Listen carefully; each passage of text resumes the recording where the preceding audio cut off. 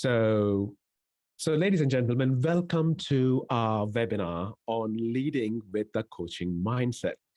So in this webinar, we got two experts, two subject matter experts from various fields, from two different fields, and their lessons, their takeaways, what they have when they've been practicing and working with teams uh, locally, internationally as well, their learnings, and what are their takeaways from this approach. So we're going to have a discussion on those topics. On top of that, we would also love to hear from you. What are your questions you're having? What are the challenges you're having in your organization? So as a rule of thumb, we got some few setup we have with respect to this webinar.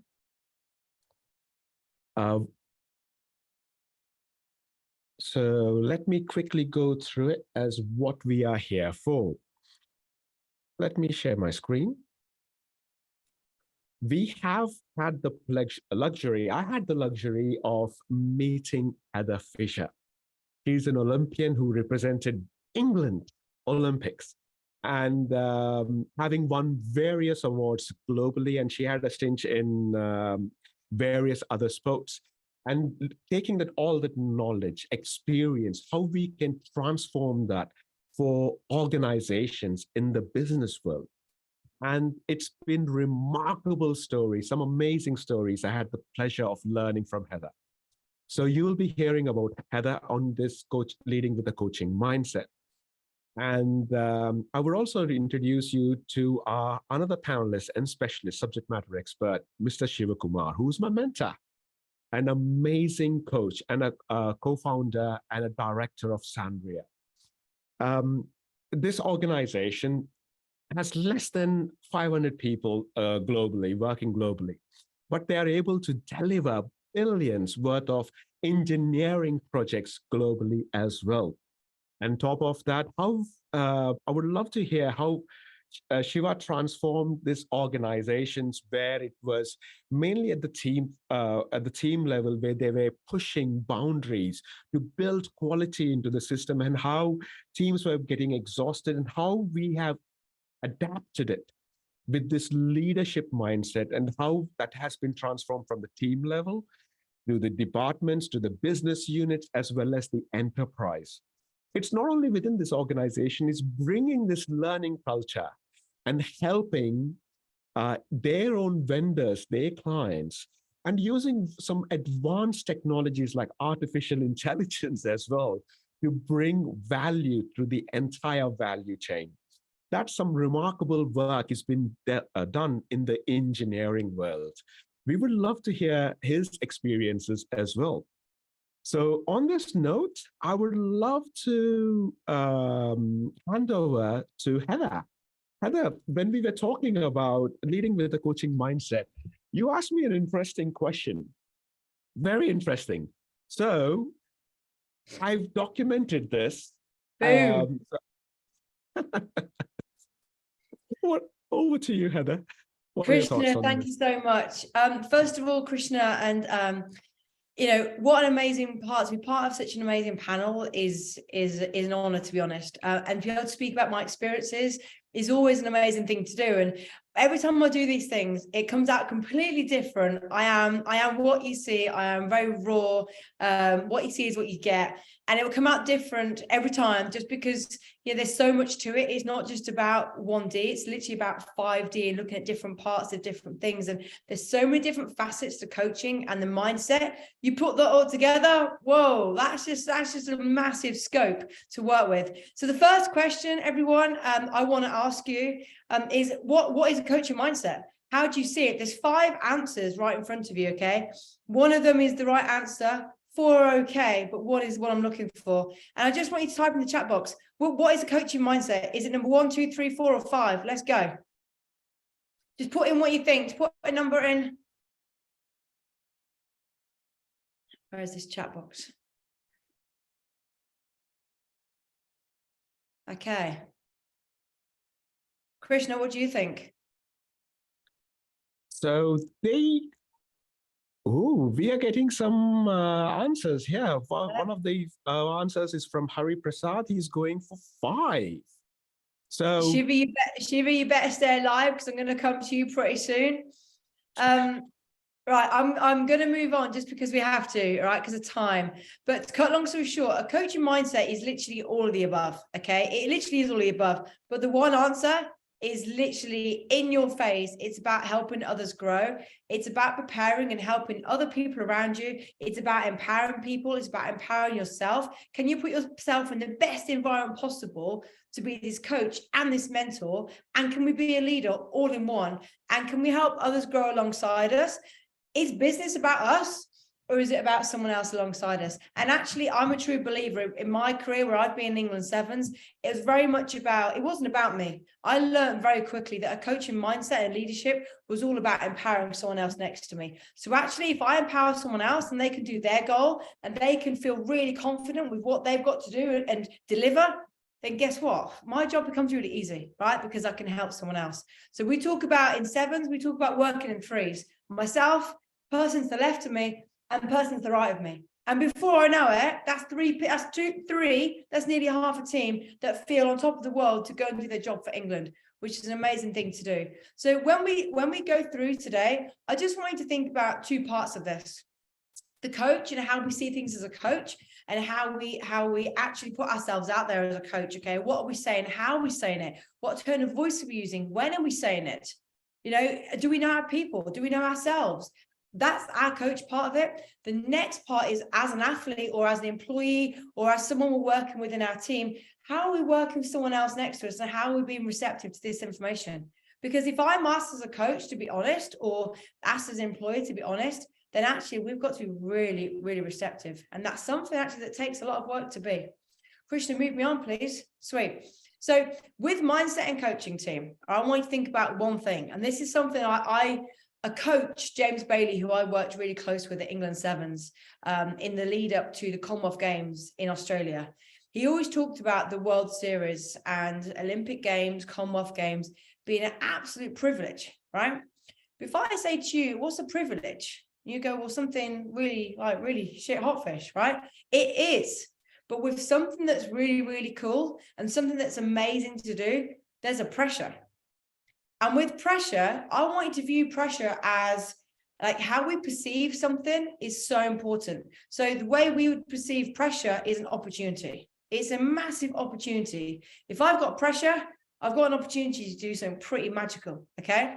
This is a little exercise. So you can either visualize this, I don't mind, or if you've got a pen and paper to hand, you can write this down. So all I want you to do is pretty simple. I love this. Right, ready to go? I want you to draw a box in the middle of your page, like so, just a box. Okay, now this box represents your environment. It represents what you're in. It represents perhaps what you're doing. It represents maybe where you are at the moment. Maybe you're in a pressured environment where you just feel the stress, maybe you feel the pressure, maybe you even feel guilty being on this call doing what we're doing here because you should be doing something else. But this represents right now your environment, okay, your environment. And you've got a little stick, a stick man, stick woman. For today, we're going to call it gender neutral stick, right? So we've got a little gender neutral stick person down the bottom. And all I want you to do is put yourself, you are this stick person, put yourself where you feel like you are right now in your environment. For instance, this is where I am. This is where I like to be. Just have a think, either visualize it or have a think about where you'd be in this environment and ask yourself why. Because if we're looking at a coaching mindset, why the hell is Heather Fisher asking you to put a little stick man in a box on a piece of paper, whether it be in your head, whether it be on a piece of paper? There's a reason to it. And this is the reason. As an England player, as an Olympian in what I do, okay, if I put myself in the pressure, in the moment, right in the middle of it, there's no space. I can't see. I can't think because there's space on top of me, right? If I got you to read a book really close, I can't see. I have to be able to take it away so I create this space. Space in rugby, believe it or not, space in sport, space in life, it's freedom. It's space. Space gives you time, and time gives you the actual ability to see what's going on a larger scale. So my stick man is down here. there. Because for me, if we put our stick person on the edge, on the bottom, we can see everything. Something in rugby we talk about all the time is V'ing up. That's V'ing up, okay? So if I'm putting myself right in the middle of the square, guess what? If I'm in my environment, I've got to look over my right shoulder, I've got to look over my left shoulder. I'm actually in the middle of it. And you should all know this. I haven't got to tell you this, but you should all know we're not in the business, are we? We're on the business, we're not in it. So by sticking yourself in the middle, people think, oh, this is cool because I can see everything around me and I'm right in the middle of everything. That might be great, but is it sustainable? That's a question for you to answer. If I put you at the very bottom, okay, and we look up, then actually we have the ability to be able to see ourselves and see the bigger picture, which is really important. When we think about perspective, I want you to think about this. Have you ever viewed your business as a legacy? Because is it bigger than yourself? In business, I feel like I meet a lot of people who base a business on what they need. I need the money. I need income for my family. Family is really important. I put that aside a minute, okay? But there can't be this need. I'm a total believer that I have to be bigger than medals and I have to be bigger than money. I have to be. But then I want something. But then that want is still, it's still got a negative vibe to it, okay? But if I think, actually, Fish, I want to be a legacy and I want to leave a legacy behind. What's the legacy based on? It's bigger than yourself. You know, your business is bigger than yourself. Think about how many people are in your team, right? Think about how many people you coach, how many people you mentor. Do you coach or do you mentor? Should you do both? That's a question for you to answer in your head. Like, this is about food for thought. But I would like you to really open your minds and think about your legacy based on your ethos. How do you get your ethos, team? Pretty simple. You know your values. You should know your values. You know your beliefs, and you put them over here, and this forms your ethos.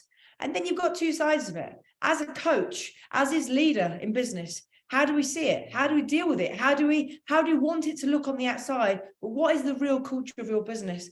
And then as a player, as someone working maybe potentially with you or you're looking after, how do you want to be perceived? How do you want to leave a legacy? How do you want to work with people? It's two different hats, but the same thing applies, the legacy and how you deal with people. On the same but different. Honestly, I love that saying. How can something, people say it all the time, how can something be the same but different? Because it actually is, right? Because even though sport and business are so different, and they are very different, and I can't lie.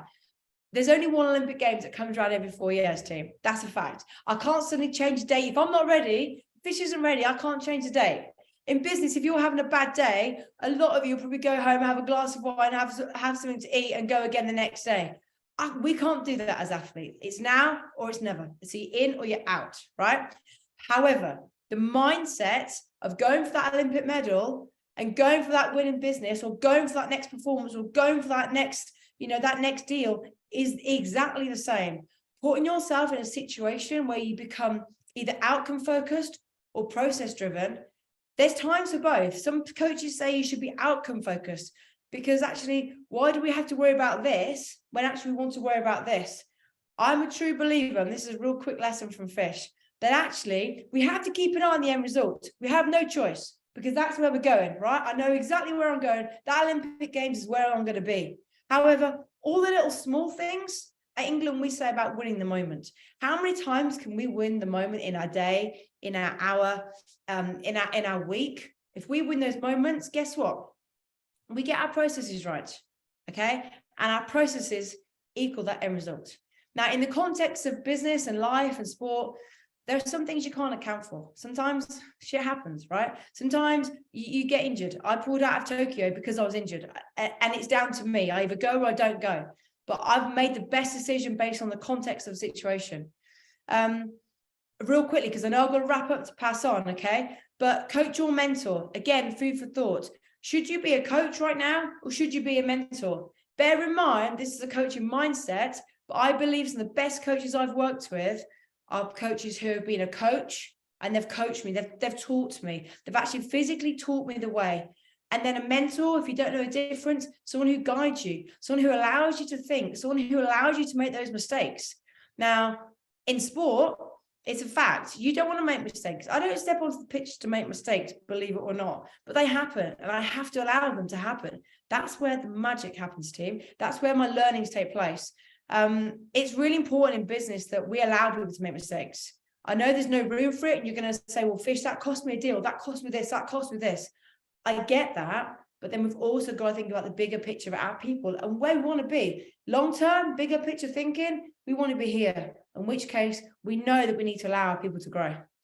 Krishna, I've given literally 11-minute seminar, boom, boom, boom, to your people, right? I'm handing that over to you on what you really see, a very different view of the coaching mindset, how you use it in business from your experiences. Would you mind sharing your thoughts on this, please? Thank you very much, Heather. Which also brings me back to the question you also asked me. Like, Krishna, where do you see a coach? When I'm playing the game, when I'm playing the England game, where did you find my coach? It's outside the pitch. It's outside the pitch. But on the pitch, what is happening is we have a strategy, we have players individually. All those players are amazing. All those players are amazing. But the most important thing a coach is doing is how these players are adapting the game, adapting the strategy, adapting the structure, adapting the hierarchy, adapting the processes on how they are passing the ball, and still winning the game. Remember, ladies and gentlemen, when we are playing the game, even your opponents are also having a strategy. Even the opponents are also changing the game on the fly. It's also the mindset for the players. It's to have fun. It's to have fun while doing it. That's when you win medals. It's when you're having fun with that game, which also resonates with me, because when I work in organizations, when we bring in change or transformation, I have seen this with some of the organizations. We call them as VUCA. Its markets are volatile. So if you do look at the recent the 2 years of lockdown we have a lot of issues with the supply chain and the recent war in Ukraine. The food prices are going up, and you can all feel it. Ladies and gentlemen, globally, we are seeing an inflation going cuckoo at one point, and most of the countries are increasing the interest rates. And recently, Bank of England has put up the interest rates, which was never high in the last 14 years. Things are changing. So it's volatile, uncertain, complex, ambiguous. So as teams, when we are working, how much do we know about the situation and how much we can predict the results of your actions when these things are happening? When these things are happening at that moment, when your teams are getting new information every single day, what I've observed at the team levels, there is a lot of things are happening. At that moment, I have a question for everyone. Are you being mindful or mindful, ladies and gentlemen? Are your teams being mindful or mindful?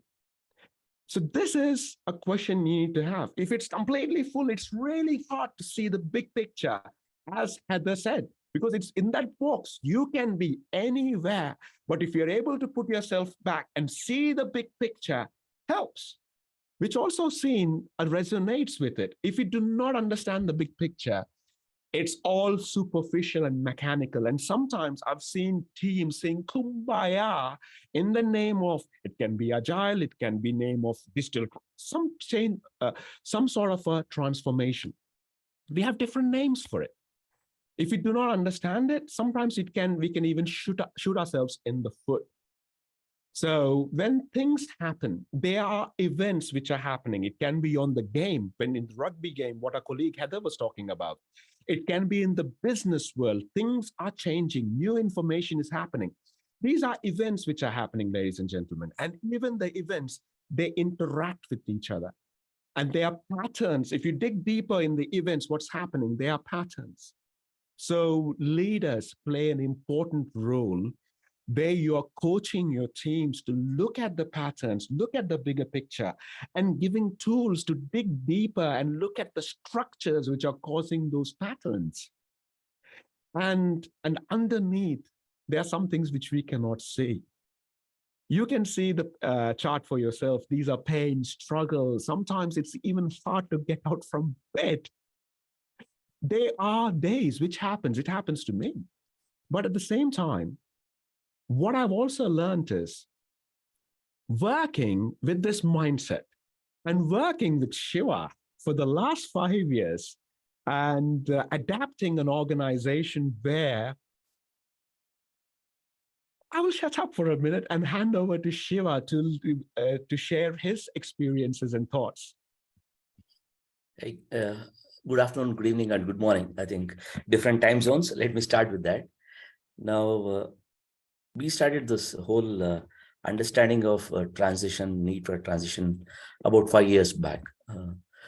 In our view, transformation typically comes into effect when you have a crisis or when you are in a stagflation or a comfort zone. In the second and third option, it's more because the organization needs, not because you're under crisis. In our case, we had not lost a customer for last 15, 17 years. Everything was going fine, but there was a constant churn of people in the organization. We train people and let them go. And people are not really getting burnt to keep the customer happy. We do anything. Now, there was a need. We felt that people are really not happy in the organization. That's when we started looking at what we need to do. And we said, okay, we need to look at the fundamentals of business, the purpose. And that's when we said Agile could be one of the ways we can look at the transformation process. And we started with the status of the nation, understanding where we want to go, and who will do it, how we will do it, and all that. Now, typically we were like a hierarchical specialist driven pyramidal architecture organization structure, which really didn't keep the people who delivered the highest value to the client very happy. Because I think in typical pyramidal structure, the senior most people always tend to take all the credit for all the things done by the people who are actually delivering the greatest value to the client. Now, we decided to reverse the pyramid. It's easier said than done. Now, when we wanted to do it, a lot of things which had to be done. Now, we had typically team sales between 13 and 18 people, and we had to drop to 6 people. Moment we said we want to drop to 6 people, it was really impossible to do the projects. How do we do it? That's when we moved into multiple skills. So now, when you start looking at multiple skills, how do you go and enthuse the people to acquire more skills? So we started certification program. Increments came by their way whenever they got certified, right? And appraisals came based on the performance. We started differentiating what's the skill and what's the performance. They're two independent things. You acquire a skill, you are eligible for an increase. You deliver a performance through the year, you get an appraisal. Now, even then, typically, if you look at any organization, you always have very prime job where everybody looks at, oh, I want to be an architect. I want to be the developer. I don't want to be a tester kind of a thing. In our own case, we said, if this mindset doesn't go, the entire transformation is going to die. So we wanted to break this mindset. The first step was to go back and look at allowing people to get multi-skilled. Automatically, when a tester could do a job of an architect in a small firm, in our case, it was like an engineering, editing job, modeling, design engineer. So we allowed people to learn all the different skills. So moment they started seeing all of us are the same skill, the differentiation started going away. Now we wanted to make sure the differentiation permanently goes, including the experience involved. Because if you look at any organization, to deliver a product, you need all the people. It's impossible for only the principal architect to deliver a solution. You need the junior most guy, the testing guy, the documenting guy, the technical writer. Every soul is required to deliver a product. So the one way of doing it was we decided that the incentives will be distributed flat equally across the entire team. Otherwise, typically it's difficult, right? It goes by a percentage of his or her salary. Incentive goes based on hierarchy. So the one way of breaking this entire myth was to flatten out the incentive program. The increments were based largely on the team performance. The individual performance anyway was linked to the skill, nothing to do with the performance. So adopting this was a little difficult because it's something which people were not used to. Somebody was getting 40% of the incentive, suddenly started getting 16% of the incentive, which the team is making. Now, but in the process, we took an year and a half time frame to make sure that it's all digested in the organization.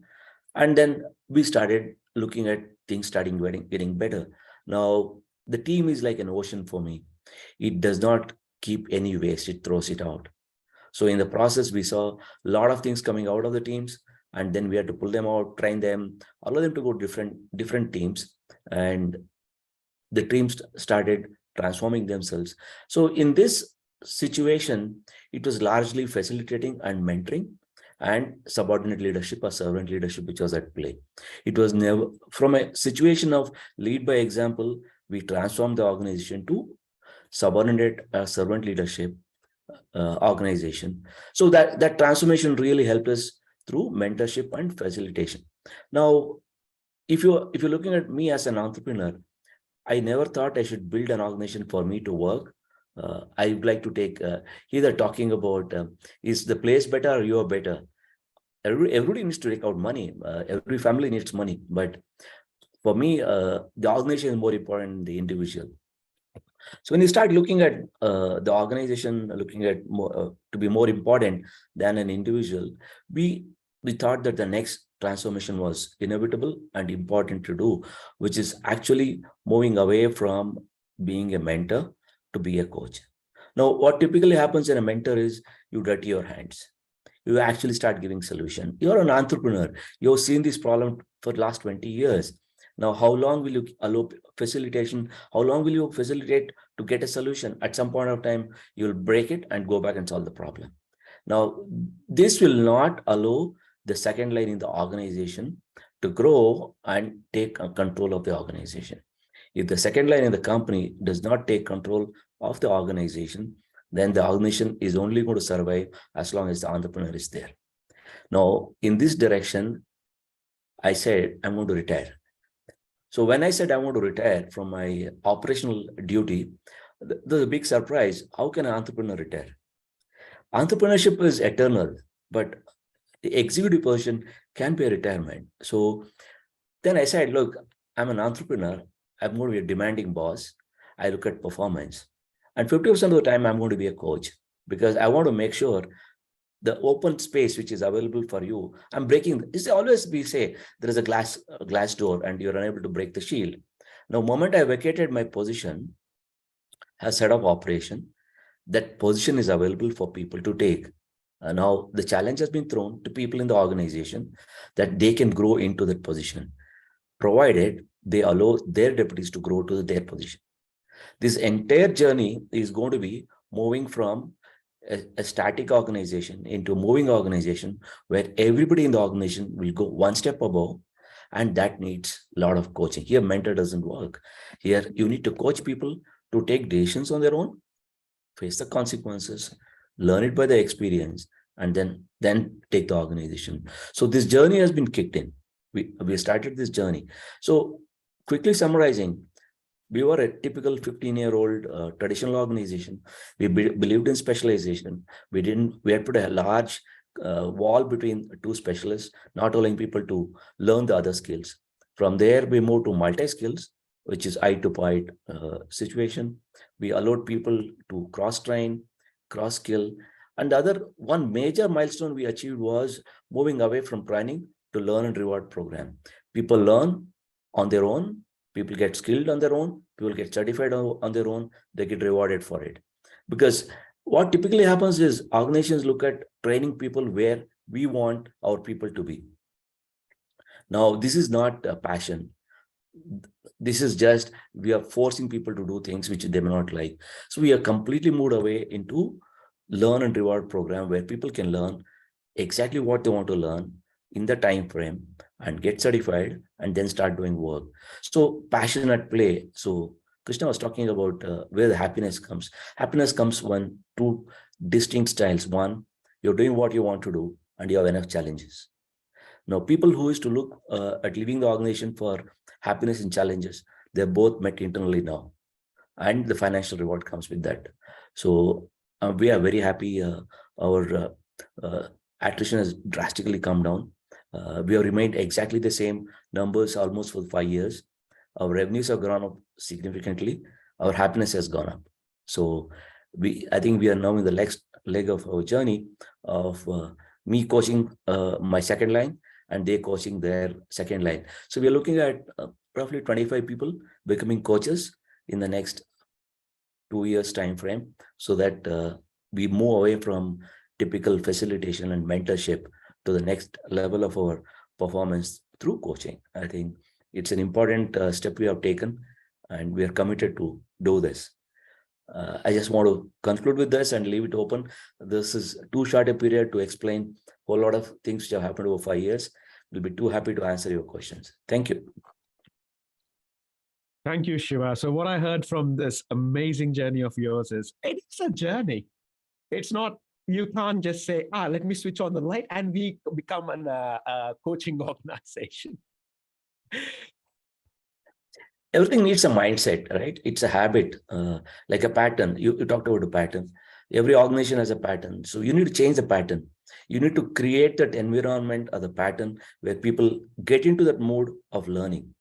Otherwise, just going and telling that tomorrow morning we're going to become a coaching organization, nothing really happens. It fails in 3 days. I've seen those organizations who are quite, without even understanding what is the intent behind it, and they start a journey. And we have a really amazing thing with flying rainbows and kumbayas. They have seen those organizations where I work in some of them. And it also brings down to the underlying intent. What is the intent of this journey? So I would like to hear some questions from our audience. What are your challenges or the opportunities you are having? So I'm also checking the LinkedIn chat window as well. So type your questions in the hosts and panelists. And I'm also keeping a quick eye on the LinkedIn. Okay, it looks like a first question for Heather. So Heather, when you started your journey in this, from when you're transferring from sports and you're coming into the business world and helping leaders to coach, train, mentor, and to see the big picture and dance accordingly. So what was the biggest challenge you've seen for those leaders from where they were telling people what to do, and now look at the big picture and dance accordingly for your teams? That's the big transition happening there. How did you find that? That's a great question, because I think for me personally, that comes down to trusting yourself. Whether you're in sport, representing your country, or you're in business, like Shiva said, it's got to be part of a journey, and it has to be part of something bigger. It has to be about performance. But whether you're transitioning in something or out of something, whether you're changing the business or like myself, coming out of professional sport into the real world, if that exists, it's about trusting yourself. You have to be okay with being uncomfortable is first thing. I don't always feel comfortable at the moment. I feel so uncomfortable because this is so unusual, the environment that I'm in. But then when something feels so uncomfortable, you have to be able to trust yourself. You have to know who you are, which means it comes down to your values. It comes down to know who you are right now, and just trusting that you'll be okay. I truly believe that if you can sometimes focus on those three things, then actually one step at a time, it is a journey. I can't wake up tomorrow or next week and suddenly be transformed into a new life. It's going to take, the average for an athlete to transition out of any international sport is 5 years. And that's just me in sports. And I know there'll be people on this call now today who are probably transitioning in the workplace or changing roles, or, maybe changing businesses. The same principles apply, right, Krishna? It's just the context in which we use them and take ourselves out of it, and so we can see in. Wow, thank you very much, Fish. Fish. I'm sorry, I call you Fish. Just trying to be okay. That's an amazing. So what I'm hearing is, so when we are working as a coach, when we are being aware about our emotions at that moment of time. What is the emotion? What is the intent we are trying to do? Are you trying to be a consultant where you tell people what to do? Or are you trying to be a coach and where you're helping people to find the solutions? So it also comes back to the context where we're in. It's like this. I was working with one of the leaders. He said, Krishna, when do I play the role of a coach or a mentor or a trainer or an advisor? I believe that was the same question asked by Diksha on LinkedIn. It completely depends on the context we are working in. For example, if there's a fire alarm kicking off right now, the house is on fire. Would I turn up my coaching mode? What should we do about it, ladies and gentlemen? Or should I say, there's a fire door, move on. So those, depending on context, one has to play. Or saying that, having a bigger picture is the key. Because next time when the fire alarm happens, are you going to be the only person who's going to talk about it? What about the future? So how do we build this? Thank you very much for that, Heather. So Shiva, there's a question for you. Then as a leader, your organization, of course, they're globally spread out. You have different marketing teams in US, working in India, and working with various different governments globally as well. And an organization like yours having 500 people and moving this to this new way of working, this mindset, what are your recommendations for the CEOs and for the executive directors of organizations who are also thinking about building VUCA resistant or even quite an adaptable organizations? What are your recommendations for that? Yeah, the way what worked for us, I would narrate rather than giving a recommendation. It would be very difficult. Now, what worked for us was understanding why we are doing it, the purpose behind it, and typically what happens is every organization is made up of different teams, and we put them in a competitive environment. They don't converge at all. They're all trying to take the limelight in their own space. The product guys are inventing products, which I don't know who wants it. And the engineering guys are trying to create a supply chain system, great manufacturing facilities. And when it's going to be used, nobody knows. Now, if you want to transform the organization where it's really important for the CEOs and CXOs, we need to understand that I'm doing it because I want convergence very often, because convergence leads to learning and learning leads to further growth. So this entire transition actually is, rather than looking at annual targets and quarter targets and just goals, start looking at, are we converging? Are we learning? So if I keep doing it quite often, the learning starts going up and that learning stays with the team. That learning doesn't stay with me. Otherwise, typically, it's always an urge of the CEO to think, I know all the answers. Reality is, I'm 10,000 feet away from the customer.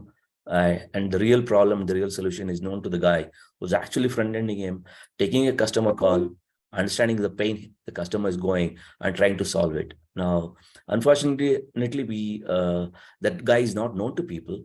That guy doesn't come and tell anybody what problems we went through and how we solved it. And that new information is not available in the system at all. So this is like a flash in the pan, and it happens once in a way. Now, if you want to institutionalize it, then we need to step back and start looking at how do we institutionalize? Because typically we look at intellectual property walks in to the office at 9 o'clock and goes out at 5 o'clock. That's reality. Now, if you want intellectual property to stay inside the organization, we allow the guys who actually are front-ending the client to document and train others how to solve the problem. Now, when we wanted to introduce this in the organization, we came up with a novel policy where, as long as its solution works, because typically what happens is when you're trying to solve a problem, the question comes up, why should I do it? What's in it for me? We found the answer for it, right?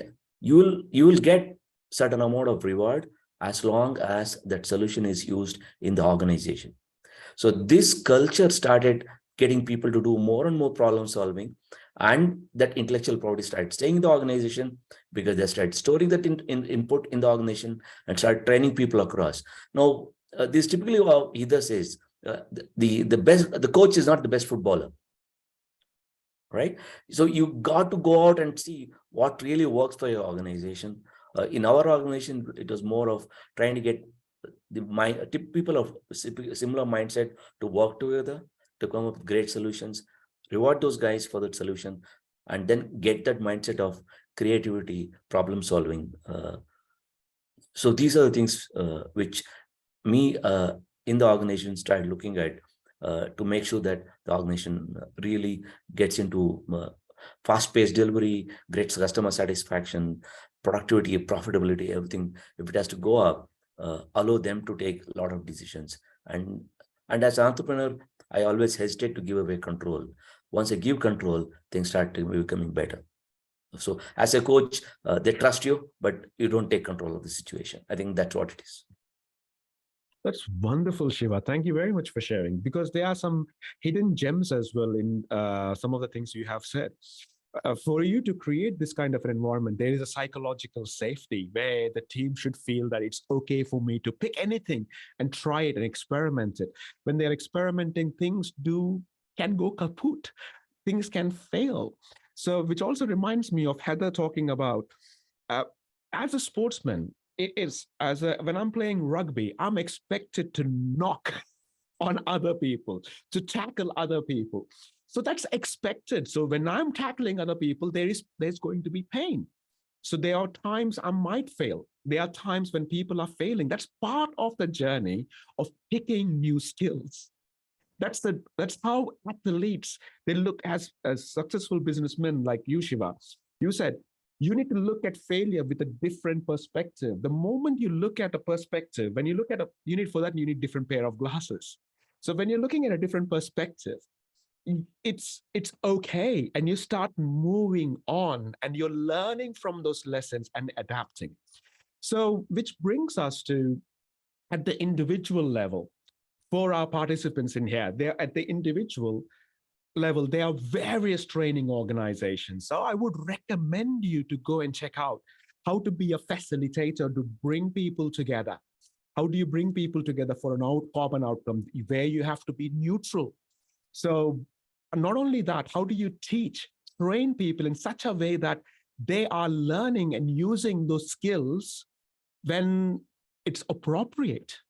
So as being a subject matter expert, you might be mentoring them because now they have the skills. Now they're applying it for different problems. So what is the best way to tackle? What is the best way you can improve your technique to learn how to adapt to that situation? So it's not only that, when you're bringing change in, having that big picture mindset, the mindset to take the entire view and ask yourself, with this picture at mind, what is the role you need to play? So ladies and gentlemen, there are some few recommendations I have. One of them is start investing in yourself. Organizations, they need to invest in training, education, as well as creating opportunities for people to practice it safely. So, and evaluating the skills. Where did we start from? What were your skills? Understanding the current state, understanding the future state. If you want to bring in with the coaching mindset, even with your organizations or individual leaders, assessing and learning how do we get better. As athletes, every time you practice, you look at your endurance, how long you've been running. Same thing, it applies in the business world as well. And having an action plan for yourself. In the name of change, we need to do all the 100 things, and everything is priority one. Have you been there? So how do we avoid the vicious cycle? So how do we prioritize aggressively in such a way that you can help people moving forward? So there are some tools. So as one of this client who I work for, the company I work for, Leadership Tribe, they do trainings like various competitors out there. Go and invest and find yourself a coach or a mentor. And if you're finding struggling, there is nothing wrong in sending us a note at hello@Leadership Tribe. My colleague is going to drop those links in. It's not only that, even if you need help for your organizations, like we have an excellent case study, Shiva, a co-founder, and the director of Sandria, has brought new ways of working, been working with Leadership Tribe. And of course, I had the luxury of working with him personally.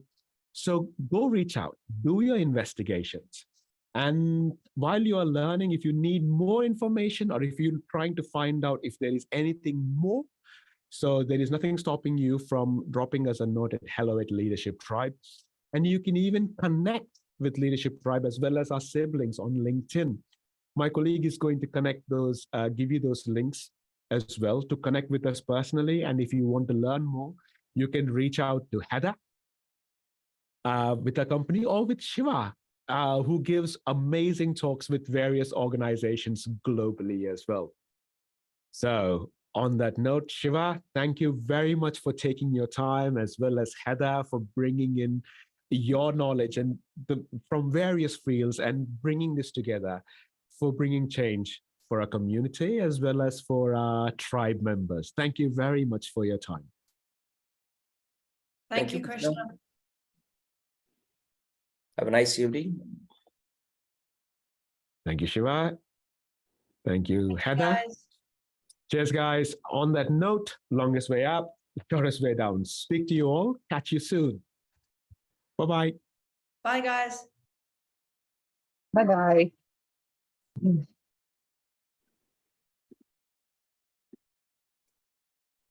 I'm going to end this session. Yeah.